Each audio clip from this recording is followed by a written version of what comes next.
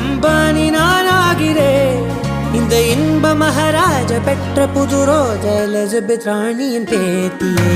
தாயே தாயே மகளன வந்தாய், தந்தை சிந்தை நலமுற வந்தாய். நீயே நோக்கம் என்று ஆனாய் பெண்ணே, என்னை ஆளும் தெய்வம் நீதான் கண்ணே.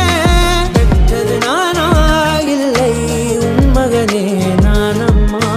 தாயே தாயே மகளன வந்தாய்,